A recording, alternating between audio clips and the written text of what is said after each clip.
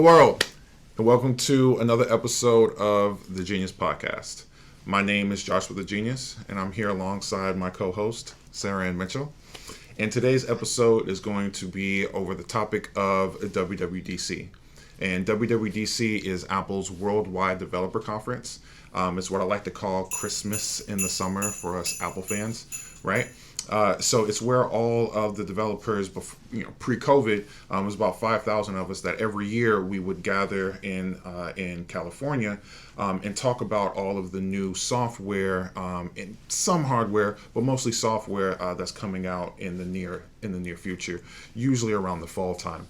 And so since COVID, all of the Apple events have been held online, and WWDC is just another one of those. And so instead of the $1,600 ticket price to attend the conference, now the conference is totally digital and online, available to everyone around the world for free. So for those, support this. Yeah, fully. Right. And so the conference was held June 7th through June 11th. I believe, June 7th through June 11th this year. And so they just finished up. And so for those that weren't able to see the keynote or just get any information about some of the new things that Apple is coming out with, today's podcast is going to be going over those topics and just some really cool key points about some of those new software topics. So the first one that we have on our list is iOS 15 and Facetime. Okay, and FaceTime. And so with the COVID pandemic, a lot of us are using our smartphones and our computers a lot more to make visual and audio calls, right? So a lot of us have been using Zoom, have been using other teleconferencing applications.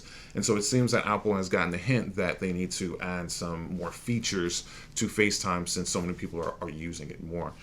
So Sarah, you want to start with maybe one of those topics and I'll pick it back off of... Yeah, sure. I think a lot of the drive behind this beefing up FaceTime is that because of COVID, we're lacking social interaction, and video calls is how we're bridging that gap. Mm-hmm. So these new innovations in FaceTime are really geared towards making it feel less like I'm talking to my phone to talk to a human person, and more it's trying to remove the phone to an extent so I can become more absorbed in the conversation with the person that I'm talking to. For sure. So there's some cool things that are coming up here. So the first thing is gonna be spatial audio. So that's basically distributing everyone's voices so that it sounds more natural, as opposed to so based on who's talking and what position they are in your FaceTime window, it's gonna sound like people are kind of distributed throughout the room.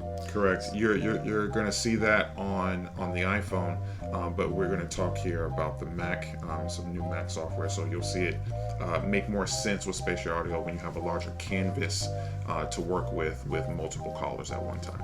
Right.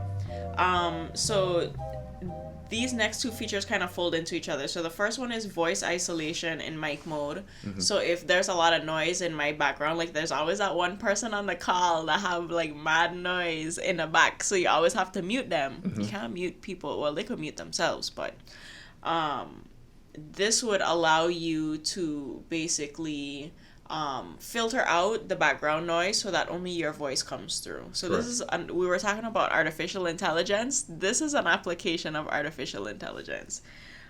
We have wide spectrum mic mode, which would kind of be the opposite of the voice isolation. So that's bringing in all of the sounds that are around you as opposed to isolating them. We have grid view for group calls. So instead of having everybody kind of like sprinkled around the screen, it'll grid everybody out. So if you have like 6 people on a call, 8 people on a call, you'll be able to see everybody. For sure. Let's see. Portrait mode is going to blur out the background. So the same way you can use portrait mode when you're taking photos, it applies that same thing to your FaceTime call. So it's going to blur out your background. FaceTime links. So this one is a big one because FaceTime was always Apple only. You had to have an iPhone to do FaceTime. And I ain't gonna speak for the Android people, but like you just weren't invited because you couldn't be on the FaceTime call. Correct. So that was kind of like a thing. But now you can share a FaceTime link with anybody on a Windows platform, on Google platform, on Android platform. So everybody, the way those phones would join in the FaceTime call, it pulls up like a web link for Correct. them instead of having the actual app. Mm-hmm. And it's still encrypted in that method as well. So I think that's very important to note, because I find a large thread that consistently runs through each of these features. Like Apple is trying to draw our attention to how they're securing our data by ways of encryption. Mm-hmm. So I think it's important for people to know that, like, your information, like Zoom, your information is not encrypted. So all your conversations, all that information is not private. Well, so Zoom wasn't encrypted. Is that something they changed? I was like, oh, sorry. Yeah. We're going to do that now. There now was that people checking for them? Yeah. There was a big feedback about Zoom, and I think 2 other companies that weren't Skype. that weren't encrypting their data end to end. And so, but they did come out and change that, yes. Oh. But FaceTime has been encrypted since its inception. From jump. Yep. From jump. From jump. And then so with the FaceTime links, that also gets us into Share Play. Oh my God. I've been saying this. I was secretly like, I hope I listening, because we need to have a watch party. Like the same way, like, we were able to get together, like when a show was first coming out and we could all watch it together. I wanted to have that experience through the phone. Mm-hmm. So I was just like, hey, the power's at me. Mm-hmm. Make watch party a thing. So we're getting that with SharePlay. And I think the really cool thing about it is it's not just restricted to streaming platforms where you're watching videos. You can share a new album that just came out if you want to do a listening party with your friends, and you guys, like, whatever, jam out, give critiques, that kind of stuff. You can share your screen.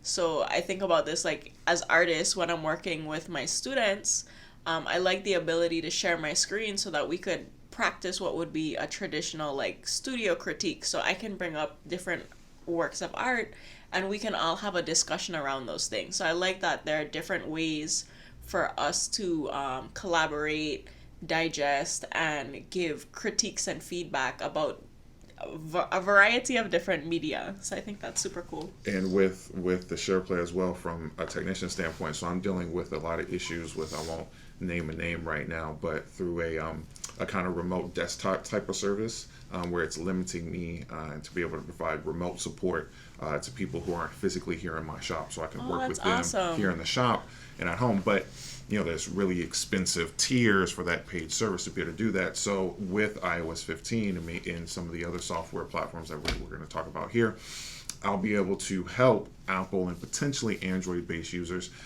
or Windows-based users through these shared links, right?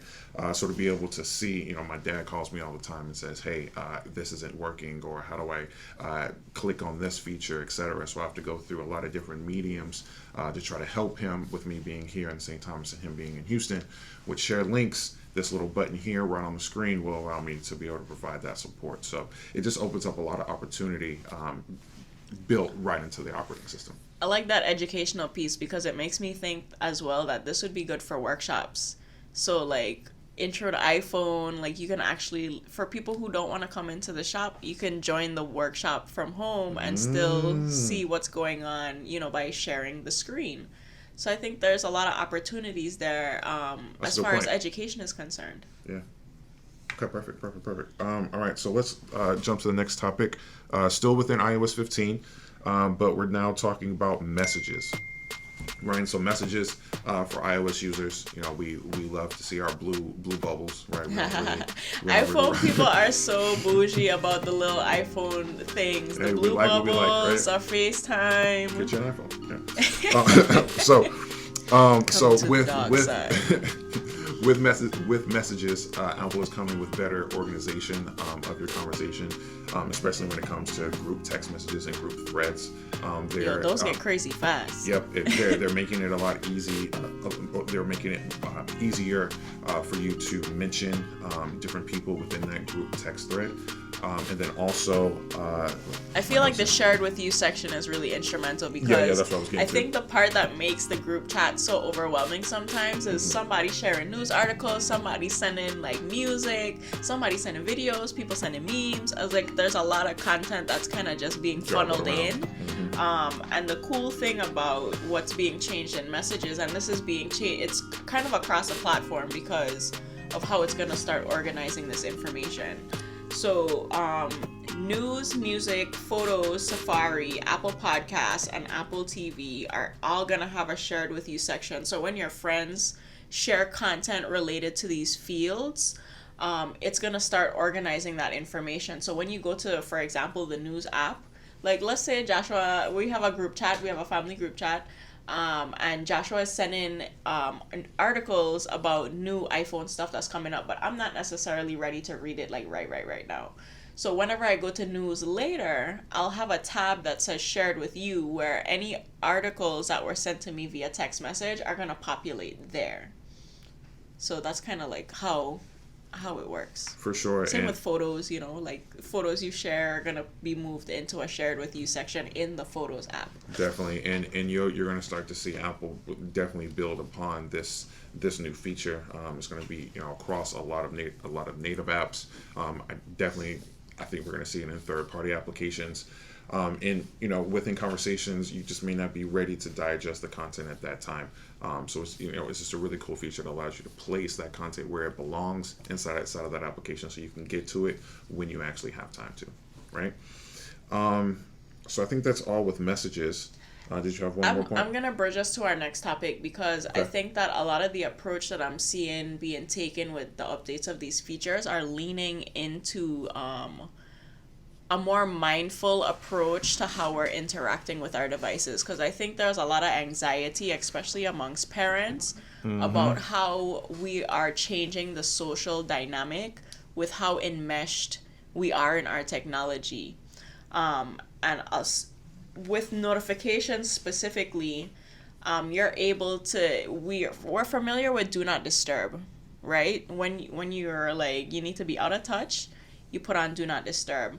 But now we're going to have another feature that's similar called focus, where you can isolate, okay, I need to focus, or I'm going to create a work mode, because you can add, different focus topics. So if I'm at work, I could say, okay, I'm in work mode. Only calls from my coworkers can come through, or only calls from my family members can come through. I can receive notifications from specific apps like news or my work email, stuff like that. You get a notification summary? Yeah, it's like a notification summary. So based on whatever mode I activate, let's say I'm in family mode, I get home and I'm like, okay, it's family time. I'm only gonna get maybe notifications from my entertainment apps, Netflix, Hulu. And as we talk about artificial intelligence, right? So AI is working in the background with focus to know how you're using your application. So when it gives you that notification summary, it knows how to prioritize what notifications should be first viewed before others, right? So all of that machine learning is happening in the background with all of artificial intelligence to learn more about how you use your device. So when you get out of that focus mode, or while you're in it, you can see what's most important to you within that time frame. Yep. Those are kind of the big ones. Let's see. Wait, pause. What's up? What's yours? They're in the keynote, they brought up live text in this section. And can I put something real quick before? Because live text is dope. I just have one quick thing, because I had an intern that was in here the other day that was watching the keynote, and she was very taken aback about the feature within focus mode. Yes, that not disturb is now in messages, so it automatically show when you're texting somebody, right? And you go into that message thread, they can see that you have do not disturb on. She was very taken aback about that, because she doesn't want other people to know that she may not want to talk to them, or that she has do not disturb on. Because island people nosy. I think that's what it is. Island people nosy. So in being, from the Caribbean, I kind of understand the mindset. don't check for me unless I send for you. Okay. Don't be looking for me. That's Okay. like the mentality. So it's like now that that's on Front Street, it's making people more aware of your movements. Like, I don't want you know that whatever going, if I'm do not disturb or not do not disturb. You know what I mean? There's a lot of people that are upset with me that I don't have receipts, but that's for Oh a yeah, I reason. don't do red receipts either because people like get mad. They're like, Yeah. I saw the message, but I'm not ready to answer right now. But then I forget, Yeah. and then I don't answer for like 3 hours, and then people mad. So I was like, ugh. Sorry, man. and Focus syncs across all your devices. So any devices that you sync that you're logged in with iCloud with will have all of these preferences across all of the devices. So that's it with Focus. So yeah, let's jump right into live text because that's pretty cool. Oh my gosh, girl. Oh well, boy. Sorry. So live text is gonna be a super, super cool new feature. Another thing that's maximizing the power of artificial intelligence. It's basically looking at photos and if there is text in the photo, like say for example, I take a photo outside of a restaurant and I have the restaurant name on my photo. If I share this with Joshua can just highlight the name of the restaurant like on the photo. Live text on the photo. He can look up the name of the restaurant in Google if he wants to go book his own reservation to go get dinner, like that kind of stuff. So you can do a visual lookup.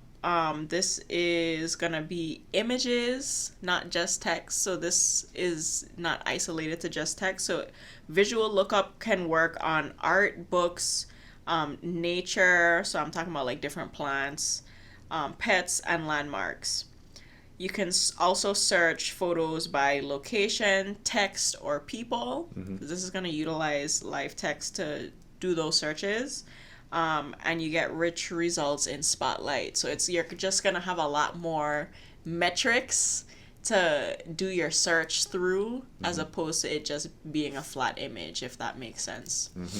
And it supports, I believe, eight languages currently, and I believe both forms of I think it's traditional and modern Chinese. Don't quote me, but I know that it's traditional and simplified. Traditional and simplified, excuse me, of Chinese. And it also works, you can do the scan of the photo, but it also works with the camera, so you can position your camera up on a picture or some type of text and be able to get it translated right there as you scroll through it, as well as if you want to look up. So if you're putting it up to a flyer, your camera up to a flyer, you can actually select the telephone number and start a call. You can select all the text, location, copy it, paste it in an email, paste it in a text. Like you can do anything with it at that point, which I think is pretty dope. For sure. Okay, let's get to anything else with live text. Oh, wait, no. No. I was just gonna say if we could talk about weather, because there are a lot of changes coming to weather, and I know that island people are very keen on keeping track of the weather, not just because like we're subject to hurricanes and whatnot, but a lot of people work on the water. And, they're kind of tapped into what's going on as far as the weather is concerned, I find, more so than people in the States. Correct me if I'm wrong, stateside people. Don't let me paint the wall with a broad brush. But just for example, when I used to work with Fish and Wildlife, and we would have to go collect samples in the morning, going fishing 4 o'clock in the morning, you have to pay attention to weather conditions. So we'd be checking, you have a coalition of different apps, because weather didn't have everything that you would need. So like I want to check the wind direction, I want to check the wind speed, I need to know about barometric pressure, I need to know about the sea conditions, and these are all metrics that were not being presented in weather. But now weather is stepping their game up, and I want to just bring up the some of the different metrics that are going to be presented in weather now. And I think it's going to be really useful for people who are either working on charters, or you're doing commercial or recreational fishing, or you just want to go on a day sail and you want to make sure like everything is copacetic. So we're going to have Of course, you get the temperature, precipitation. Now you're gonna have wind, direction, and speed. You're gonna have barometric pressure, visibility. Also, you're gonna have the moon phase, and then we're gonna have a UV index. So, I just wanted to, I just wanted to kind of spotlight that one real quick because I know it's gonna be really useful for people who have like 3 or 4 different apps to collect these different bits of information that are now gonna be gathered in one space. So I think that'll be useful for people. And I can definitely say weather has become much more useful to me living in the Virgin Islands as opposed to living in Houston. I checked the weather for maybe just the temperature, right, of how hot or cold it was going to be, but not really for any of the other, I guess, intricate data that weather can give you. It's going to indicate air quality, So, down here, all those other metrics, like, really affect you in real time. Every single, like you just see it more, and you're more aware of how the weather can affect your day down here, because a lot of our activity happens out in the open, right? So yeah, I'm definitely waiting for that as well. I don't think there's anything else with live text, so I think we can move on to Wallet. Wallet, yes? Yeah. Let's move on to Wallet. So Wallet right now is an application that holds a lot of, well, for me, it holds a lot of my credit cards, my bank cards. It holds some like ticket cards where I can kind of get like access. Your loyalty reward programs, like Starbucks cards, stuff like that. It also holds like some event tickets that I purchased as well.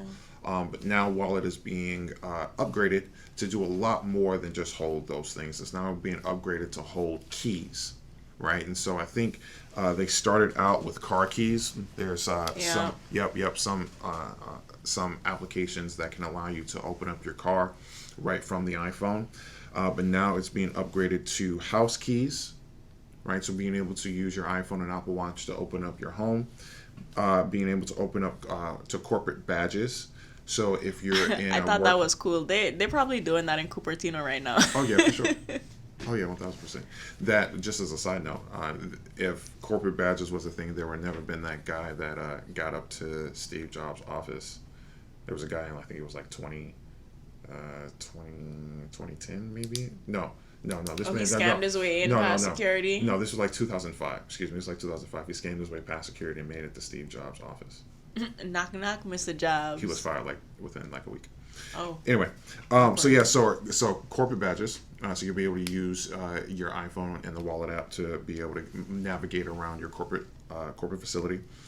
Really big is that now they're being able to integrate driver license, identity right, cards, and identity cards. Yep. So the first organization that's going to support this is the TSA. I think that's real interesting because that's where my brain first went. Like, can I use this when I'm traveling? That's where everybody's first mind. Okay, wait, traveling and when I get stopped by police, right? That's no. That's they my won't second even let thing. you grab for your license. Like, I'm gonna grab for my phone. Yeah. So that's my second thing. But with the driver's ID, there's I think 10 different data points that they have on you to be able to identify who you are through the digital ID. So I think that's really cool. And that rounds off the wallet. The big features there are just incorporating the key feature for much more access to different environments that you may be in, and then the identity card. So they're trying to, with the wallet, the digital wallet app, of course, they're trying to remove the physical wallet from you. I have an Apple card. I love my Apple credit card. It works really great physically and digitally, but I don't necessarily need my physical card. Wherever Apple Pay is taken, I can just pull out my phone and be able to use my digital credit card, as if I had my physical, actual credit card. So they're trying to do that with all your cards, everything that you're, through your lifestyle, anything that you need to identify yourself or to be able to charge, it should all be able to be done from your iPhone. And you can get that through the wallet app. Any notes on the wallet app? No? Okay. Moving on. AirPods. I am really good at keeping my AirPods. I'm really good at keeping my devices.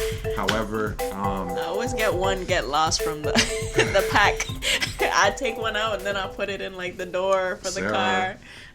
My intern Sierra, And can you tell me how many times she's lost her AirPods? It's just one. It's always just one. Okay.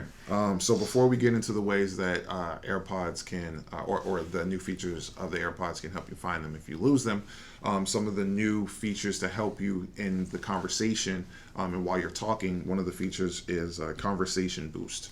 Oh, this is so super good for hearing impaired people. Yep. This is an accessibility feature that I think is going to be dope. For sure, yeah. So when you're on the conversation and you're talking to somebody and they're right there in front of you, it helps with the directional conversation. So it helps with if the person in front of you that's talking to you, it helps direct that channel of their voice right into the AirPod It amplifies the sound of their voice. So if you're not using hearing aids and maybe like you've been punging your headphones too loud for too long, and you're going a little deaf, this gonna help you to not have to use a hearing aid, because it's just gonna amplify the voice of whoever is speaking to you. For sure. Then there's also the announcement of notifications, right? So as you may be working in your house, you may be away from your iPhone, don't have on your Apple Watch, but still connected to your phone. You can get spoken notifications to you right there in your AirPods and be able to respond to them. Siri being a little more commands. Proactive. Mm-hmm. More artificial intelligence. Boom. And then so the Find My Network. So this is when we talk about being able to find. Alert. Being able to find your AirPods when you lose them.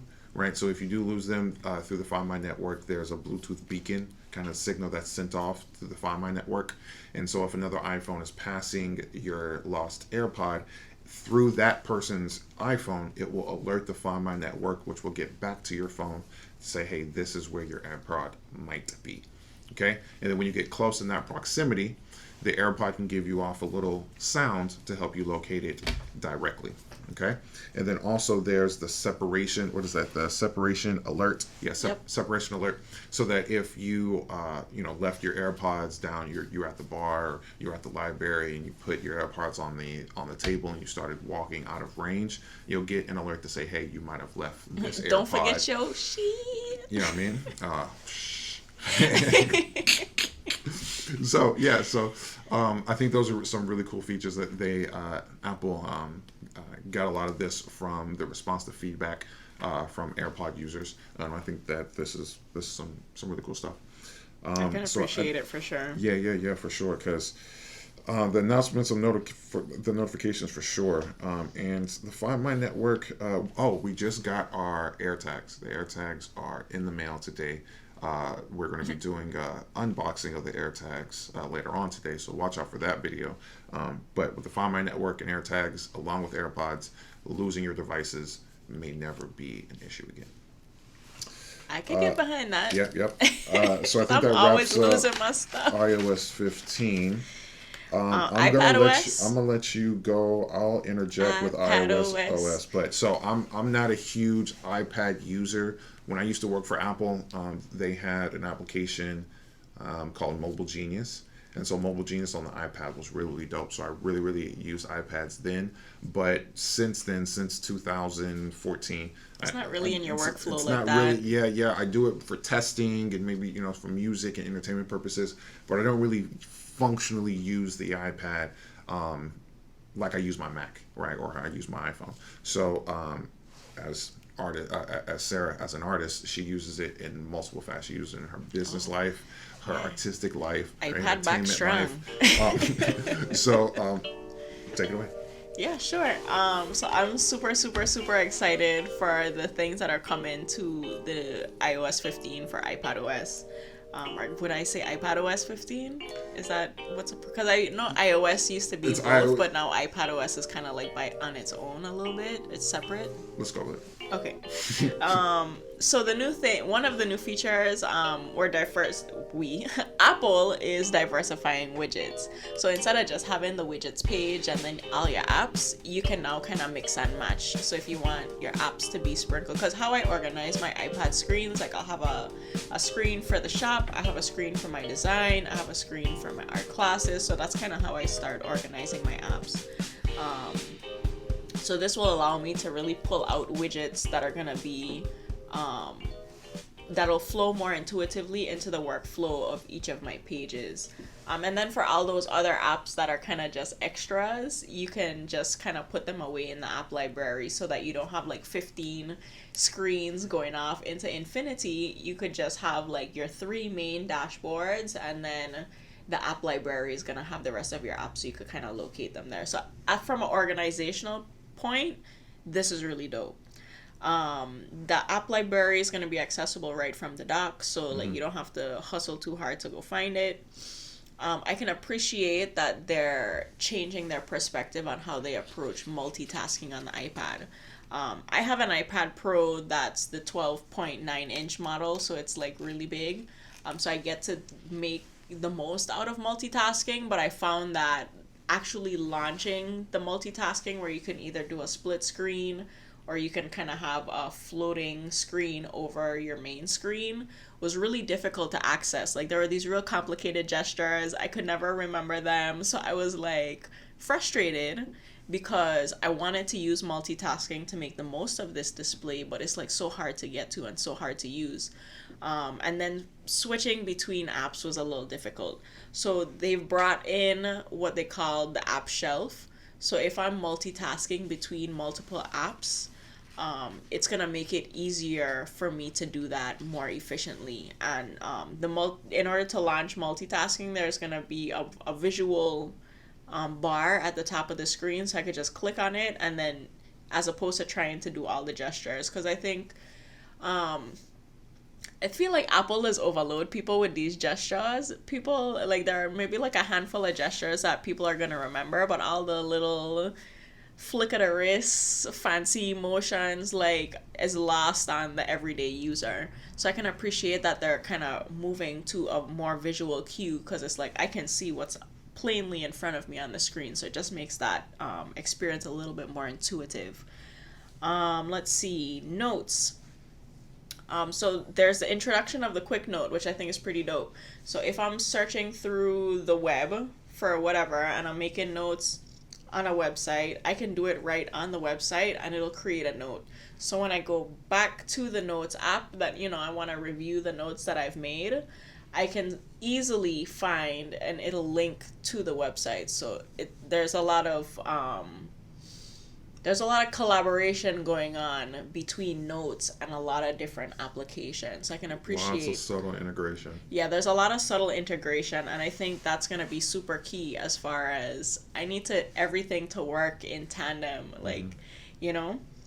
let's see, tags are also coming into notes. So let's say I'm working on a note with Joshua, we're collaborating on a note, and I need to organize, things based on tags. I can do it that way, and Notes is going to start organizing things by the tags.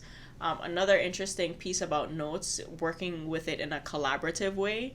If I'm working on a project and there's a specific task for Joshua, I can basically mention him at Joshua, and it's going to send him a notification letting him know that, hey, there's something in this note that involves you. You should probably go take a look at it. So I thought that was pretty awesome because, again, from an organizational standpoint, because I'm like a super organizer, this is really dope because I don't have to, I feel like where the organization piece gets a little bit lost on the regular user is that I'm super into notes for organizing, but maybe you're not. So you're not going to be checking the note to see what is the most up-to-date thing going on. So if I just mention you, that way this is a specific thing I need to pay attention to. So I can appreciate that. The last two really big things that came with iPad OS is going to be updates to Translate. So now if you want to practice handwriting in another language on your iPad, you can do that with your Apple Pencil in live time, and it'll tell you if it makes sense or not. And I think that's so dope for people who are trying to learn a new language. I'm gonna steal your iPad. In the same breath, you can, in the same way, I really like using Google Translate when we were working at the Apple Store in New Orleans because we got a lot of international customers. I don't speak Chinese, I don't speak Portuguese, I don't speak Spanish, I don't speak French. But you have all of these people from all around the world that are coming into your store, and you have to be able to connect with them and help them. So I leaned on Google Translate heavily for those interactions. And now Translate in the Apple platform is gonna be moving more in that direction, where it's, if I'm talking to you, I can literally have my phone or my iPad and I'll speak to you in my language and it'll tell you what the translation is in your language. Real time. Without me having to say, okay, I'm speaking now. Like, it's just gonna listen and translate. So I like that because it makes the interaction a little bit more natural, because we're not like... Artificial intelligence. It's another application of artificial intelligence, yes. Let's see, what else? Swift Playgrounds. Playgrounds. I'll take it. Joshua, I'm gonna pass it to you because I've only lightly used Swift Playgrounds, but I really enjoyed it in the Apple platform because it feels like a game. So I feel like it holds your attention more, but I think where it stopped is that you can't actually like develop your own apps on the iPad. Mm-hmm. But that's like a thing of the past now. So with Swift Playgrounds, we're going to be doing a deep dive about Swift Playgrounds and its new updates in a future podcast, because there's a lot that's coming with being able to build apps on the iPad. Right? When I was at WWDC 2016, this is one of the jackets we got as attendees in that year. So when we were there, I was first in line that year as well. I was sitting in... You always first in line for all the Apple stuff. Listen, man, I was if first in line. Anybody know Joshua, they know he's first in line. Go back and look at any of the footage, the pictures out for that. All was the me launch first day in line. pictures. Yep. So I was sitting there having a conversation with a fellow dev, and we were talking. We were like, "Are they going to release XCode for the iPad? Is that in that was 2016. rumored back then in 2016, and it didn't happen. And now we're here in 2021, and now it's here. And I believe that is they finally, with the integration of the M1 chip, right, with the Apple Silicon, with now more robust software, and just more control over hardware and software. Now we can start to see XCode in the cloud, right? We can start to see multiple app testing across all devices in the cloud, right? With Swift Playgrounds, from a teaching standpoint, our nonprofit is focused on teaching youths and those who are looking to get into the field of programming how to program in Swift. And we use Swift Playgrounds as a teaching tool, right? But the entire Learn to Code platform is kind of what we use. And Swift Playgrounds on the iPad has really worked with grades that are in elementary and middle school, yeah, right? That's kind of the sweet spot. It's an easy adoption, and it's very gamified, but it goes over all the core concepts of traditional programming and then builds on Swift. But now with Swift Playgrounds, you can build in Swift UI, right? Build your entire UI, build your background source code, all within one application, and then use XCode Cloud, which we'll get to here momentarily, to be able to save and collaborate on your project. Then you can test it back on the iPad, push it to the distribution service, and then publish the application, all from the iPad. And so I started the conversation saying that I'm not a big iPad user. You might be. You might become one. We just purchased Sarah one of the new iPad Pros. Yes. Either I'm going to be stealing hers or I'm going to get me one. Because having not today. having Xcode on the iPad is a total game changer. And so that's, I'm gonna save that for a separate conversation. There's a whole state of the union that we're gonna have a podcast on. There's all the new developer tools that we're gonna have a podcast on. There's just a lot that has come out with WWDC, but Swift Playgrounds and be able to build apps on the iPad, total game changer. So stay tuned for that. We'll keep you posted. I think that's all with iPad OS. Yeah, you want to lean into privacy? I want to lead right into privacy. Okay, we're gonna kick in gear. I think we're about getting into about an hour in. We're gonna spend about maybe 40 minutes. 40 minutes. You're at 40 minutes. So we spend about another 25 minutes with you guys. Okay. So privacy. privacy is always a huge conversation in any Apple event. They shaking shit right? up with privacy Yep. everywhere. They're pissing everybody off because they're the only, well, not that they're the only ones, but they're like making it clear to the consumer. That Apple's position on privacy is that they respect the user and they want to be totally transparent with the user on how their data is being used. This is plain and simple. So when we talk about privacy, a lot of these hacking attacks, right, as we talked about in our previous podcasts, come through emails.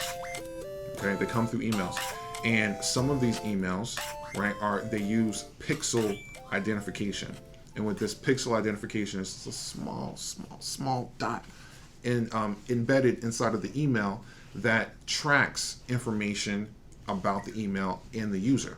It tracks when the email is opened. It tracks when the email is open. It tracks the location of the computer when the email is open, and it tracks your IP address. Yep, and it tracks your IP address. Okay, your location, when you open it, and your IP address. With email or mail privacy protection, Apple hides all of that. They hide your IP address. They're like, here, take this fake information.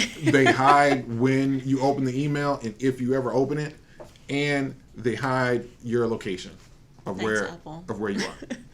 It's just done, right? So with using mail across the entire platform, your mail you can feel more safe sending emails. Now, again, do not open emails from people you do not know. Okay? That is a very good tip. Do not open emails that you are from people that you don't know where they're coming from. Okay? Moving on. With Safari. So we'll talk a little bit about Safari's privacy, because Safari is starting to become its own VPN service.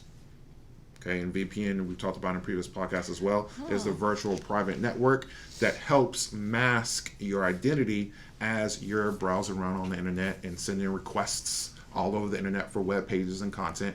It helps with the protection of who you are and the data that you're sending. So with Safari, now they're going to hide your IP from trackers. They're just going to hide your IP while you're using Safari. It's just going to be hidden.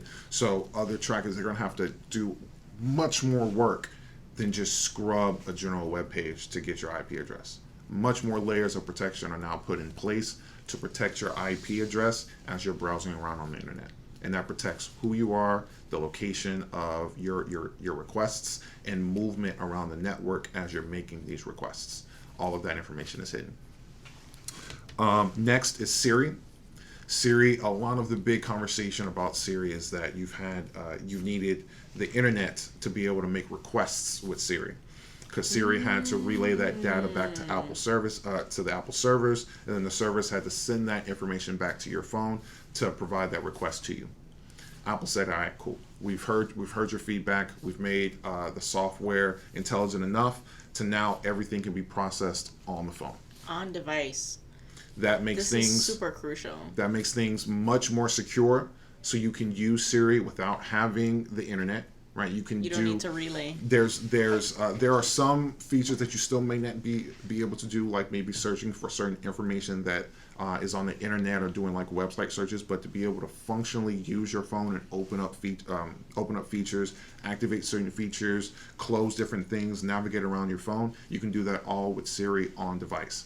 As well as through the Translate app, you can download all of that translation data into your phone. Yeah. So when you're going abroad and you don't have access to the internet, you can use that on-device data to be able to do all those requests for you.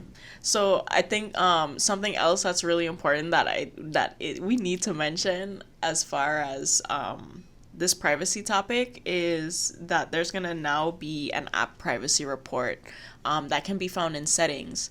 So in our privacy episode, we talked about where you can go in settings to look for compromised passwords and all that kind of information. But now you're going to have a more in-depth report where you can see third-party domains that your information is being shared with. So when you sign up for apps and you sign up on these websites for all these different things, you're going to get a report in your settings on your phone to tell you who that information is being shared with, so that you can make the decision of if that's information that you want to be shared or not.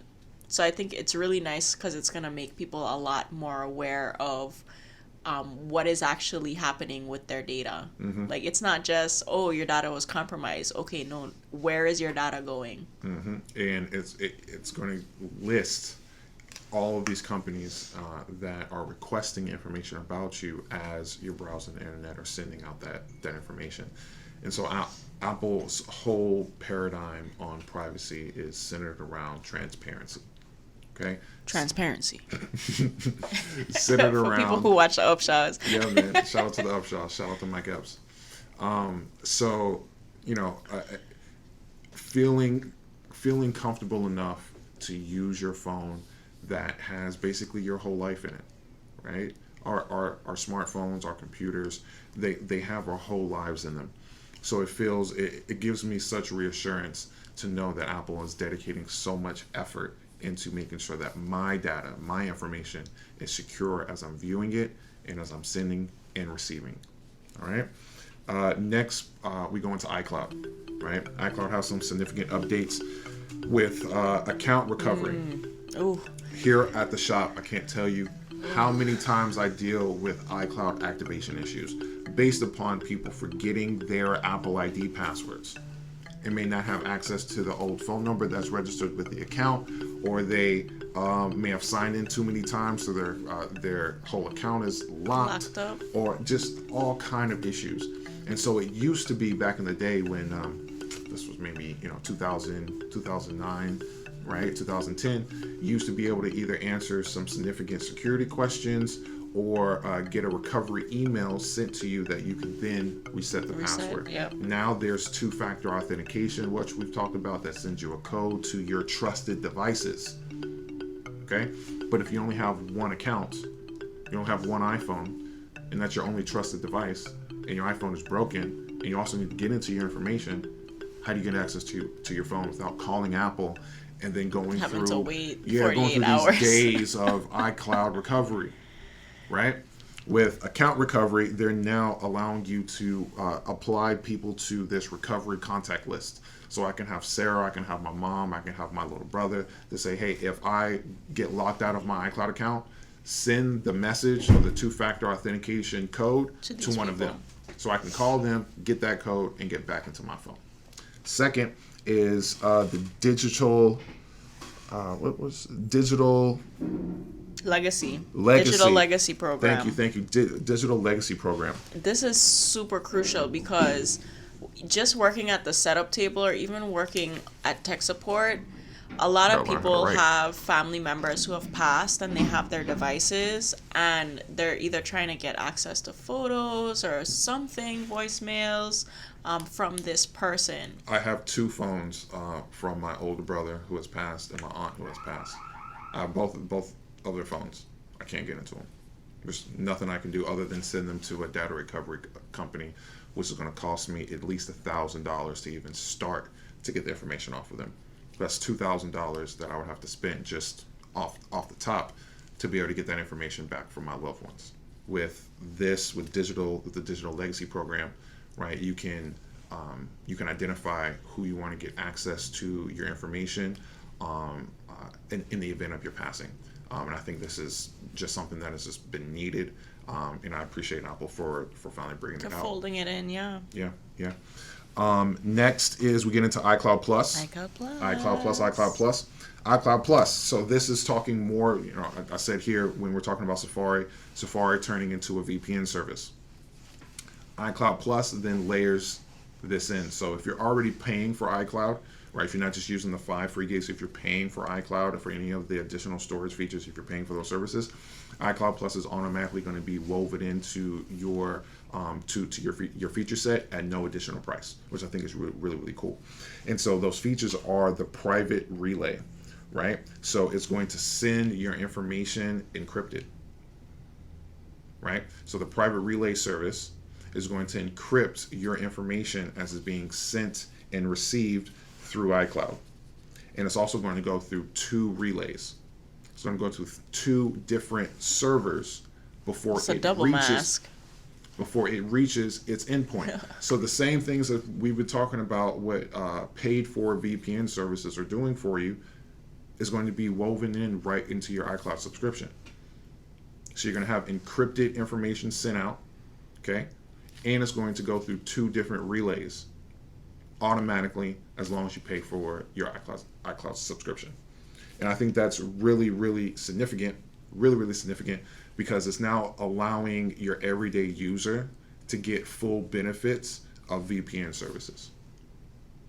So the layman who is using these super sophisticated devices that may not know about how to properly protect themselves, Apple is weaving in these security features to say, hey, we're going to take care of some of this protection for you, so you can just use your device and be happy with using your device, which I think is awesome, right? Full transparency about privacy and weaving in privacy features that only support the user. I don't see any of this as a hindrance.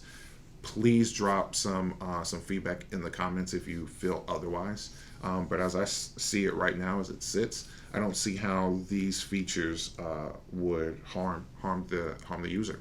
On top of the private relay, it's going to hide your emails. Okay, so we talked about the with emails. With the Pixel being deactivated and them not being able to track you, but now you'll be able to hide your email sending and receiving. So if you want to send out an email using your iCloud email, this was a this is a feature in Mail, but you had to select alias. Correct. There used to be aliases. I think I have like 4 of them. So this has been a feature back since MobileMe. I think even just wasn't as obvious days, and accessible to the user. No, I think it was just MobileMe. Yeah, MobileMe then turned into iCloud. So during the MobileMe days, you could attach an alias. So now they're bringing that back out just to make it more usable. So if you want to send out an email using your iCloud account, you won't see the actual name of your account. It'll be sent out as an alias, which I think is really cool. So the iCloud Plus gives you that private relay, which is going to encrypt your information and send it through 2 different servers. Okay, as well as you get the hidden email and alias, right? I just think these are really, really cool features for privacy, and then also HomeKit security. Well, I don't really want to dig too deep into HomeKit because I want to focus more on Mac OS Monterey and then the developer tools. Okay, yeah, we'll have more deep dives into certain topics that we didn't go fully into here. HomeKit will be one of them, but there's definitely some privacy enhancements coming with HomeKit with your security cameras. So be on the lookout for that podcast as well. So let's move on to monitoring. Okay, so as you're kind of getting sorted, the one feature that really stuck out for me, as far as when I say Mac, when I'm saying Monterey, I'm talking about the Mac operating system. This is the one before was Big Sur, so the new one is going to be called Monterey. The continuity mode I think is super dope because it's basically if you utilize multiple devices. So like I have my my laptop, I have my desktop Mac, I have my iPad. If I want to screen share between those devices, I can do that a lot more fluidly now. Like I legit just have to bring like if I have my laptop in the middle, I have my Mac on one side, I have my iPad on the other side. All I have to do is move my mouse to the edge of my laptop screen and it's gonna start going into my iPad screen. So I can legitimately drag and drop a photo from my iPad to my laptop or even all the way over to the desktop Mac. So I think that continuity between devices, not just being restricted to sharing the screen, but also being able to transmit data across devices in such like a drag and drop kind of format is going to be like a game changer. For sure. So that's the feature of universal control. Yep. Then there's AirPlay to Mac. So there's been lots of feedback about buying 27-inch iMac screens and not being able to use them as a monitor as monitors, right? Just seemed like the right thing to do. And now Apple's finally now allowing that through AirPlay. right? So AirPlay now allows you to use your Mac as a secondary display, and you can use the speakers as secondary speakers from iPhones or other Macs as well. So I think that's really, really cool. They now are providing shortcuts to the Mac. So if you've used the automation, the Automator software on Macs is basically the equivalent to shortcuts on iPhone. And so now the shortcuts on iPhone is just taking over Automator on the Mac. So you'll be able to import your Automator scripts inside of shortcuts and then be able to create new shortcuts right inside the shortcut app. So it's, definitely for Mac users, for power users, you can automate a lot of your daily tasks or, things that you need to repeat on significant measure right through shortcut. It's now integrated inside of the application, inside of the operating system. Yes. You know what we neglected to talk about with Safari, but it makes more sense on the Mac with Mac Monterey, Mac OS Monterey, the tab groups. For people who have 25 million tabs open, Yep. You can legit save all 25 million tabs. Like, say I'm planning for I have 5 windows with like 10 or 12 tabs open right now. Correct. I'm doing some production for the podcast, so I have 15 tabs open. I can save that tab group as podcast planning, for example, and close all those tabs because I have to focus on something else for my class. And I can pick up where I left off later. Just click on the tab group, and all of my tabs are gonna pop up. I think that's awesome. Yep. With the organization so Safari is coming out with some more UI updates. They're making the design a little more flat. They're now integrating the search bar inside of the tab bar as well.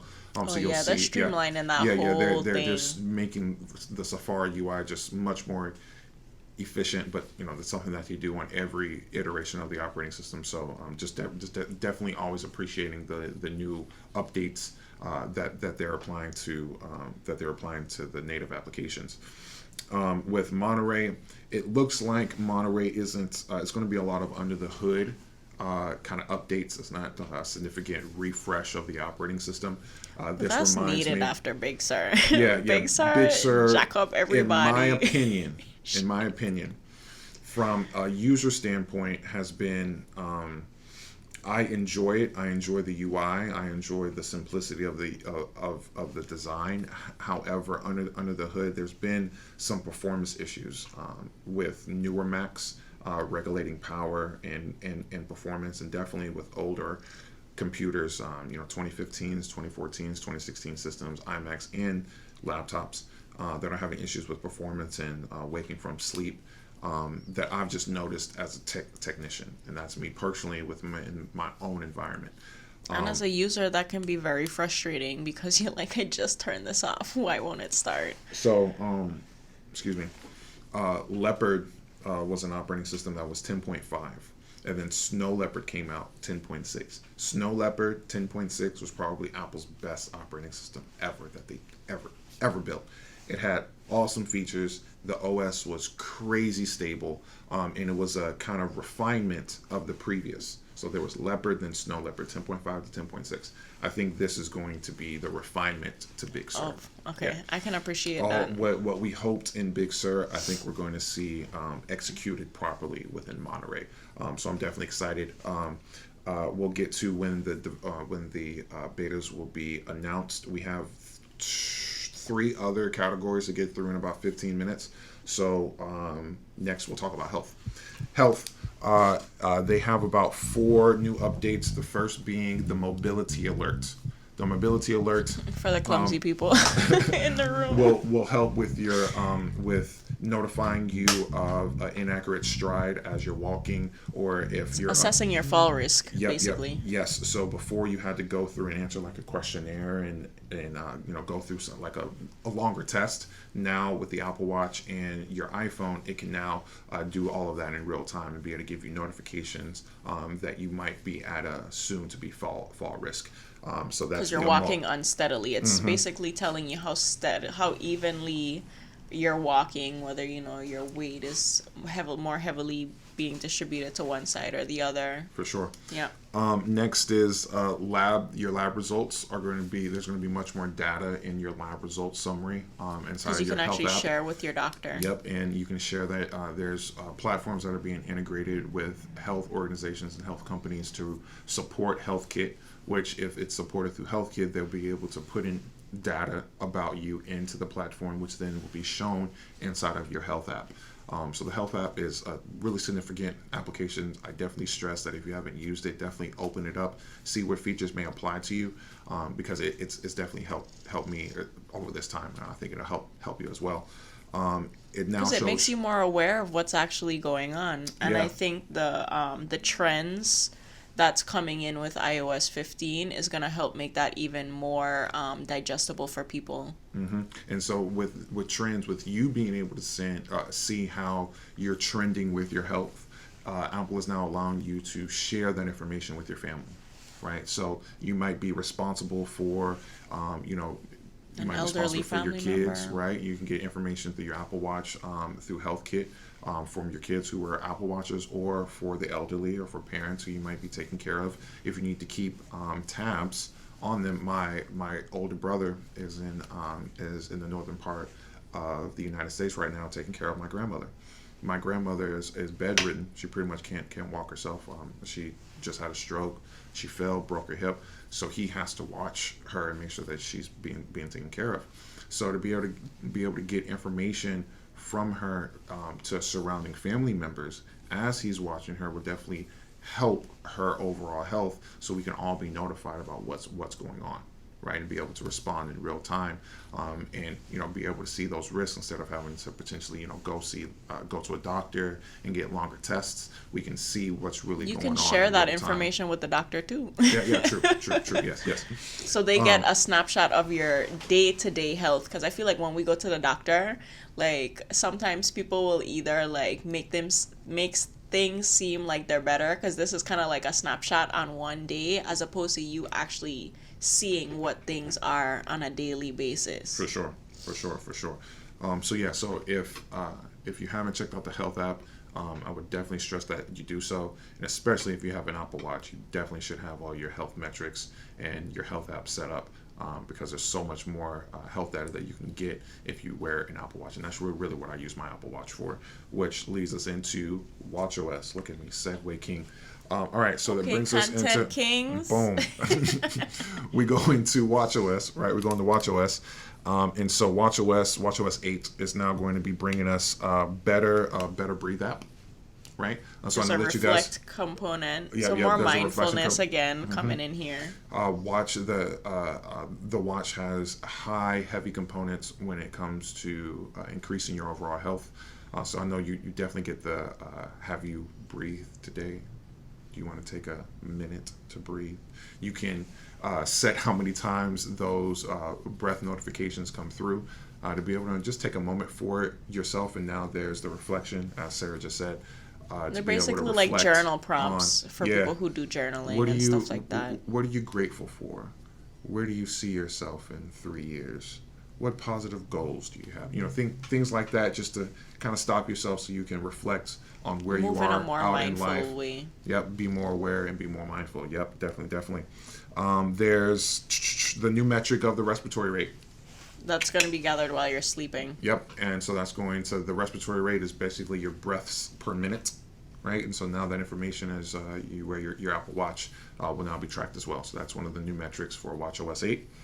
Workouts. Fitness. I'm super excited about the new Tai Chi workout, because now I don't have to put it as mixed martial arts, because it's not. Because, boom, right?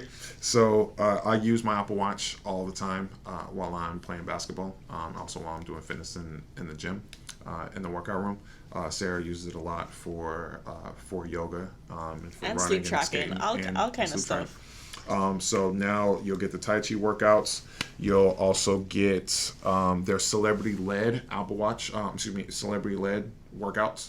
So there'll be celebrities that will have a Like list, a playlist. a playlist. They in have the like back, an artist sponsored spotlight. by Apple Music, right? The artist spotlight, and so You you'll get be down able to to work Beyonce out. Yeah, you'll be in a able to work out to curated your fitness favorite. playlist instead of you just trying to do, shuffle and then not all the songs are really like workout songs. Boom, Yeah. boom. And then there's new Fitness Plus content for those of you who are utilizing that platform. Fitness I Plus, didn't personally care for it, Mm-hmm. but I think that's just because I find the yoga workouts were kind of I don't want to call them basic, but they were more like intro level workouts as opposed to if you exercise regularly. I just felt like I wanted something a little bit more. Got it. And then there's portrait now with your WatchOS with your For the watch face? with WatchOS 8. Yep, for the watch face, you'll now be able to do it. They have a portrait mode that you can now have full frontal face pictures. Oh, and you can on Apple customize Watch. like where the time you can customize the watch face a little bit better. So Yep. like you can move the time so it's not like over the person's face and it'll look a little bit more editorial, It can be classy. Perfect. And so that brings us to our last category, which is XCode Cloud. Developer technologies. Yep, XCode Cloud. Let's go. So we're going to have a separate podcast about the State of the Union. The State of the Union is kind of Apple's keynote, but specifically for the developer community. So if you develop any applications for any of these operating systems, Mac OS, iOS, tvOS, watchOS, etc., if you develop for any of these, the State of the Union is what you would want to watch because it really goes into depth about the new developer tools and platforms that are going to be available to you in the upcoming fall. One of the big ones is XCode Cloud.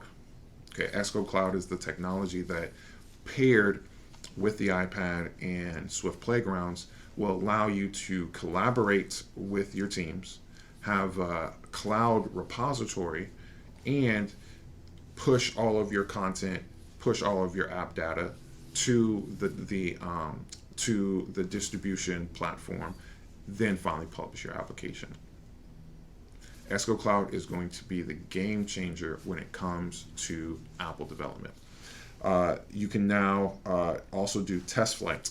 Test flight has been available natively on iPhone development and iPad development, but it's been back and forth on Mac development. Now it's actually coming standard to where you can do full Mac testing through test flight natively right through the operating system. Okay, so XCode Cloud along with test flight are some of the biggest new technologies that are coming to the developer community for us to be able to use in the fall.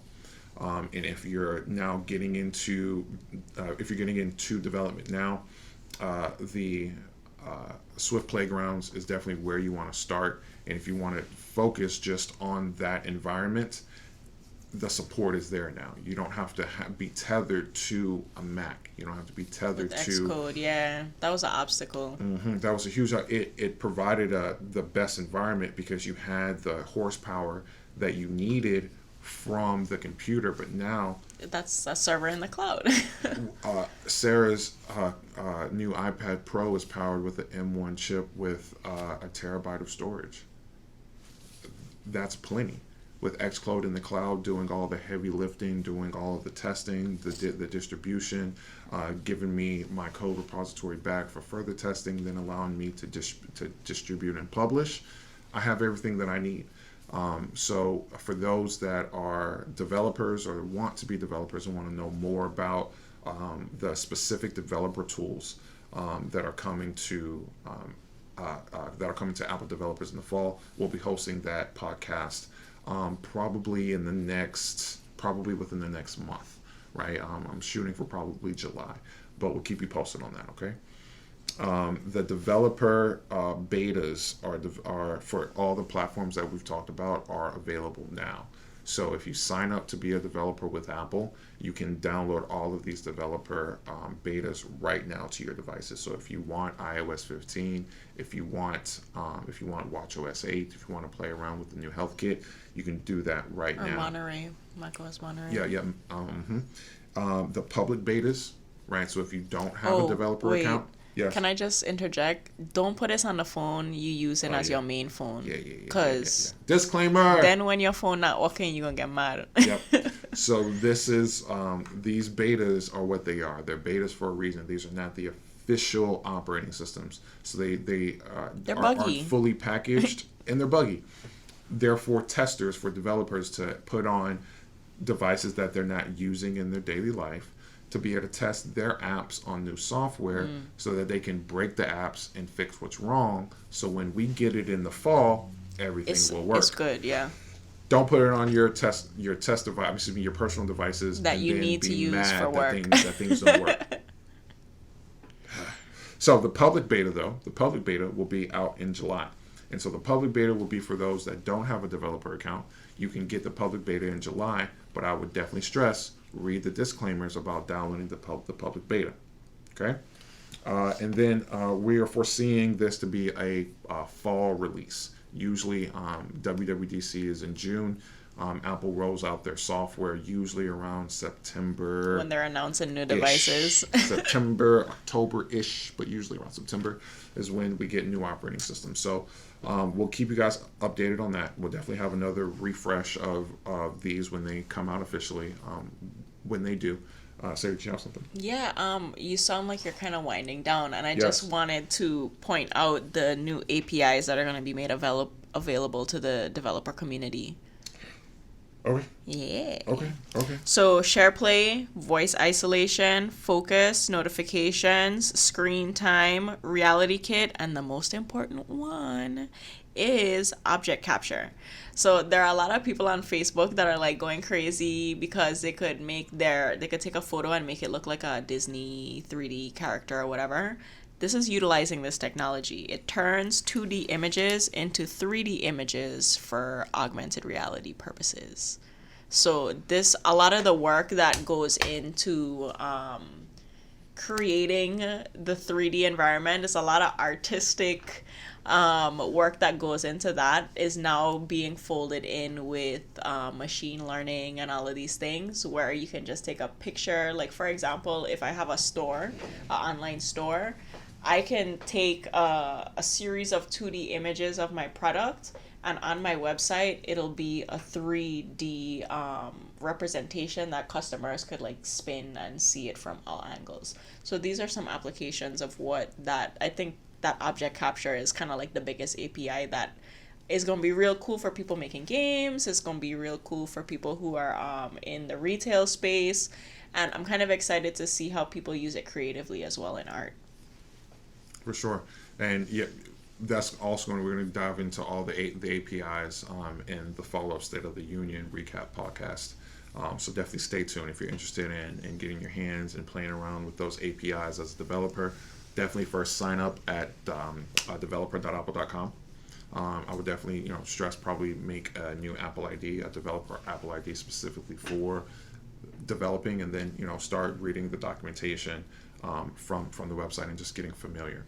And when you're ready, you can download Xcode with Xcode Cloud.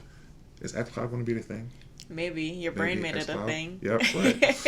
Xcode Cloud. If you're listening, Apple. Jeez. So yes, you'll be able to download all the developer tools and all the new APIs that we just talked about with HealthKit, with Mac OS, ResearchKit, with ResearchKit, right? All of these things are going to be available to you to play around with. I think that's all we got. One thing I did want to say is a little just note on cryptocurrency. So El Salvador just made Bitcoin its legal tender. Yep. This is the first country to do that. First country on the planet to do that. So I'm very interested to see how this shapes the model of other countries. Right now, I believe as of this recording, Bitcoin is around $39,000 to $40,000 right now as of it's bouncing back from that dip, huh? June 17th, 2021. Its highest high was upwards of $60,000, right? And so the speculation on Bitcoin is that with its scarce supply, that over time we're going to see Bitcoin definitely upwards over $200,000, $300,000, $400,000. Oh yeah, there's only a fixed amount. Yep. So we've had conversations and podcasts about cryptocurrency. Definitely go back in the latter episodes to learn more about that. But I just thought that was just a good tidbit of information for you if you are in the crypto space. Keeping tabs. Yep. And then also, if you are new in the crypto space and you are looking for a platform to buy or sell your cryptocurrency, Coinbase is a really good option that I use personally and that we use here at the store. You can download it for free from the App Store. And we're going to have a link in the description that you can use. And when you do, you'll get $10 of free Bitcoin. Okay, so if you use our referral code through Coinbase when you download, you get $10 of Bitcoin. So we'll put that down as well. And then also for those that have Bitcoin and are looking to use them for products and services here in the Virgin Islands and abroad, come to Joshua the Genius. Yep. So for everything in our store, products and services, we accept cryptocurrencies of Bitcoin, of Ethereum, of Ripple, of Litecoin, and of Dogecoin. Those are the 5 coins that we take here at the shop. And we do that through our public address or through joshuathegenius.crypto. Okay, joshuathegenius.crypto is a domain that is on the Ethereum blockchain that now we can utilize as our public address. Instead of sending out the long alphanumeric public address, we can now just give out joshuathegenius.crypto, and people can send us cryptocurrencies that way. And it categorizes all of the types of different cryptocurrency for us into our particular wallet. So if you're a company or you're an individual who's looking for an easier way to send and receive cryptocurrency, Unstoppable Domains is where you would want to go, and we'll put another link for that with a referral and reward link in there as well, so you can get some benefits when you first sign up. Sarah, did you have anything before we wrap up? No. No, I'm good. Awesome. So this one is one of our longer ones, but WWDC is it's just an incredible conference. It's juicy bits of info. Yeah, it comes with a lot of information. It's really dense. So that what we just went over is the first day, the first keynote. WWDC is 5 days long. 5 days long with breakout sessions, with individual conversations, with developers, with UI designers, with product specialists. It's an amazing conference.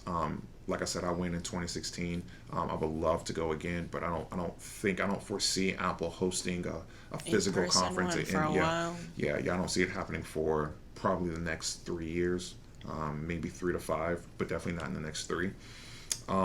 So go to WWDC when you go into your developer account if you want to watch the keynote. And thank you guys for joining us. We're going to be doing a mini podcast just to give you guys just a little bit of background about how our progression of being podcasters has gone this far. We're coming up to episode 10 here pretty shortly. So we just want to give you guys a recap of our previous episodes and some of the things that we've gone through thus far, and then what to look forward to in episode 10 and episodes to come. Thanks you guys. Thank you to you guys for joining us. If you're here in the Virgin Islands and you need Apple support for any of your products, definitely come down here and see us at Joshua the Genius. We're located off of 5333 Rodetsgata, right here in the heart of Charlotte Amalia in Main Street. It's right above where Crazy Cow used to be, right next door to Chico Jewelry Repair, right above Valentine's Jewelers. You can notify us or call us at 340-227-3821 or reach us on our website at Joshua the Genius, that's Genius with a J, joshuathegenius.com. Thanks you guys for joining us, and we'll talk to you soon. Peace.